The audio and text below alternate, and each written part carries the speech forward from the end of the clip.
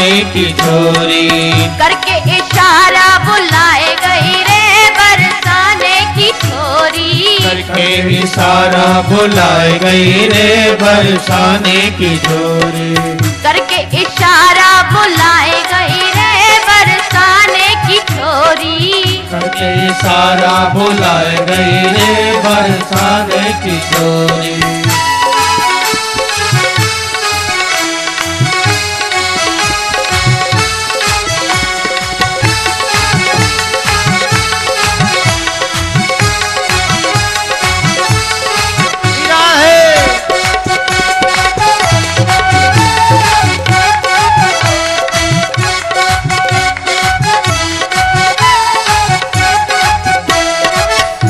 कान्हा मेरो अंगना न जाने। जो कान्हा मेरो अंगना न जाने। जो कान्हा मेरो अंगना न जाने। तुलसी को बिरवा बताए गई रे बरसाने की छोरी। तुलसी को बिरवा बताए गई रे बरसाने की छोरी। तुलसी को बिरवा बताए गई रे बरसाने की छोरी। तुलसी को बिरवा बताई गई रे बरसाने की छोरी। करके इशारा बुलाए गई रे बरसाने की छोरी। करके इशारा बुलाए गई रे बरसाने की छोरी। करके इशारा बुलाए गई रे बरसाने की छोरी। करके इशारा बुलाए गई रे बरसाने की छोरी।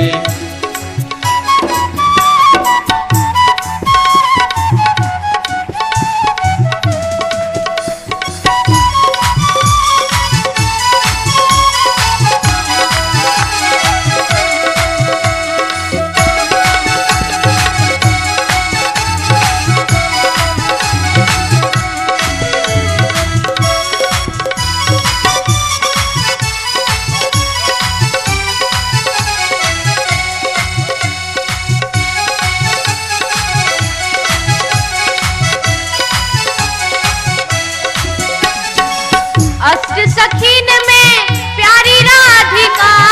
अष्ट सखीन में प्यारी राधिका। अष्ट सखीन में प्यारी राधिका। अष्ट सखीन में प्यारी राधिका।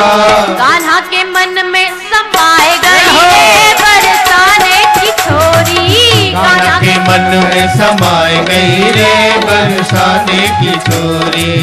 कान्हा के मन में समाए गई रे बरसाने की छोरी। कान्हा के मन में समाए गई रे बरसाने की छोरी। नैनों से नैन मिलाए गई रे बरसाने की छोरी।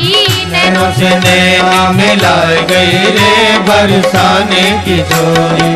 करके इशारा बुलाए गई रे बरसाने की छोरी। करके इशारा बुलाए गई रे बरसाने की छोरी। नैनों से नैन मिलाए गई रे बरसाने की छोरी। नैनों से नैना मिलाए गई रे बरसाने की छोरी। कान्हा के मन में समाए गई रे बरसाने की छोरी। कान्हा के मन में समाए गई रे बरसाने की छोरी। करके इशारा बुलाए गई रे बरसाने की छोरी। करके इशारा बुलाए गई रे बरसाने की छोरी। करके इशारा बुलाए गई रे बरसाने की छोरी। करके इशारा बुलाए गई रे बरसाने की छोरी। बोलिए श्री राधा रानी की जय।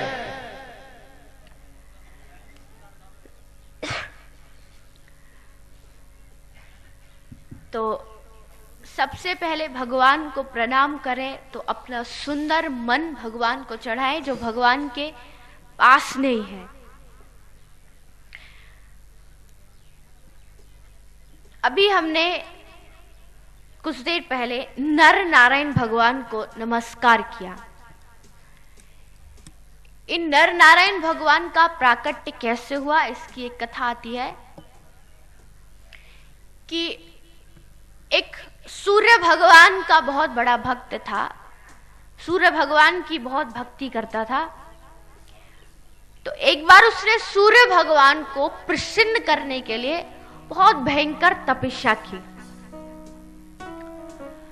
तो सूर्य भगवान बड़े खुश हुए और उससे कहा कि वरदान मांग। तो उस भक्त ने मांगा कि हे प्रभु, मुझे 1000 कवच चाहिए। 1000 कवच में से जो भी मेरे एक कवच को तोड़ना चाहे, उस व्यक्ति को मुझसे 1000 साल तक युद्ध करना पड़ेगा। और चलो मान लो उसने मेरा 1000 एक कवच तोड़ दिया, तो आखिर में उसी की मृत्यु हो, मेरी मृत्यु ना हो। तो सूर्य भगवान ने उसे तथास्तु कहा और अंतर्ध्यान हो गए। अब उस व्यक्ति के पास सहस्र सहस्र कवच हुए, इसलिए उसका नाम पड़ गया सहस्रा कवची। अब तो सहस्रा कवची के पास इतनी शक्ति थी और वो धीरे धीरे अपनी शक्ति का गलत फायदा उठाने लगा। स्वर्ग में जाके देवताओं को सताने लगा। इंद्र पद को छोड़ के भाग गया। सारे देवता परेशान हो गए। तो सारे देवता मिलकर के भगवान कृष्ण की शरण में गए और कहा, हे भगवान, आप कृपया करके हमें इस राक्षस से बचाइए। तो भगवान ने उस राक्षस को मारने के लिए पृथ्वी पर नर और नारायण के रूप में अवतार लिया। ये नर नारायण दोनों भाई थे। तो दोनों सहस्रा कवची से युद्ध करने के लिए चल दिए। तो इन्होंने क्या किया कि जो नारायण था वो तपस्या के लिए बैठ गया और नर सहस्रा कवची से युद्ध करने लगा। 1000 वर्ष तक और सहस्रा कवची का एक कवच तोड़ दिया। अब कवच तोड़ा तो वरदान, नर की मृत्यु हो गई। नर की मृत्यु हो गई। तो नारायण जो तपस्या कर रहे थे, 1000 वर्ष से लगातार तपस्या कर रहे थे, तो उनके अंदर बहुत सी शक्ति आ गई। ने अपनी तपस्या के बल से नर को जीवित कर दिया और अब नर तपस्या के लिए बैठ गया, नारायण युद्ध करने लगा। नारायण ने सहस्रा कवची से 1000 वर्ष तक युद्ध किया और उसका दूसरा कवच भी तोड़ दिया और नारायण की मृत्यु हो गई। अब नर ने अपनी तपस्या के बल से नारायण को जीवित कर दिया। अब नारायण तपस्या पर बैठ गए, नर युद्ध करने लगे। ऐसे करते करते इन दोनों ने सहस्रा कवची के 999 कवच तोड़ दिए। बस एक कवच बचा। तो बेचारा सहस्रा कवची डर के मारे उस कवच को लेके भाग गया और सूर्य भगवान में जाके छुप गया।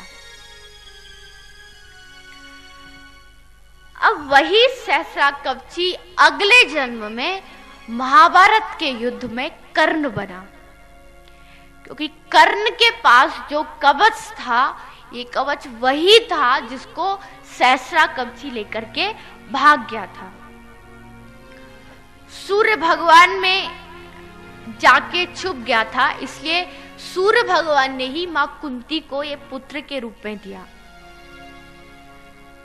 वही नर अगले जन्म में महाभारत के युद्ध में अर्जुन बना और वही नारायण महाभारत के युद्ध में भगवान कृष्ण बने।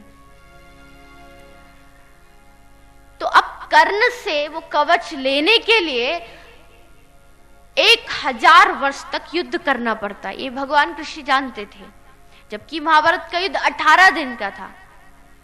इसलिए भगवान ने इंद्र के द्वारा कर्ण से वो कवच दान में मंगवा लिया और फिर अंत में कर्ण